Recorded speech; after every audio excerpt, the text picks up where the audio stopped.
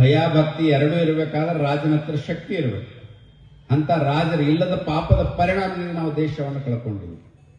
70 ಲಕ್ಷ ಗುರುಕುಲಗಳು ಬಂದಾಗ್ಯಾವ, 3.5 ಲಕ್ಷ ಮದರ್ಸಾಗಳು ಚಾಲು ಆಗ್ಯಾವ. ಮದರ್ಸಕ್ಕೆ ದುಡ್ಡು ಎಲ್ಲಿದು ಹೋಗ್ತೈತಿ? ಸರ್ಕಾರ ಅನುದಾನದೊಳಗೆ ಹೋಗ್ತೈತಿ.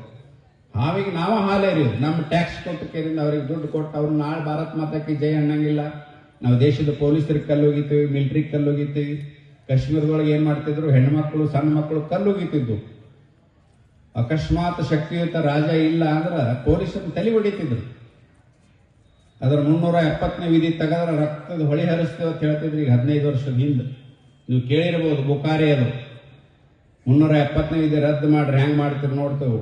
ಕಾಶ್ಮೀರದಿಂದ ಕನ್ಯಾಕುಮಾರಿ ತನ ರಕ್ತದ ಹೊಳಿ ಹರಿಸ್ತೀವಿ ಅಂತ ಹೇಳಿದ್ರು. ಒಂದ ರಾತ್ರಿ ಒಳಗೆ 370ನೇ ವಿಧಿ ತಿದ್ದಿ ಹಾಕಿದ್ರಿ. ಯಾವ ನಾಯಿನೂ ಬಗಳಿಲ್ಲ ದೇಶದೊಳಗೆ.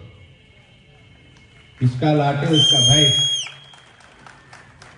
ತ್ರಿವಳಿ ತಲಾಕ್ ತೆಗೀರಿ ನೋಡ್ರಿ ಹೆಂಗ್ ಬದುಕ್ತೀರಿ ಅಂತ ಹೇಳಿದ್ರು. ತ್ರಿವಳಿ ತಲಾಕ್ ರಾತ್ರಿ ತೆಗೆದ್ರಿ. ಯಾವ ನಾಯಿನೂ ಬಗಳಿಲ್ಲ ದೇಶದೊಳಗೆ.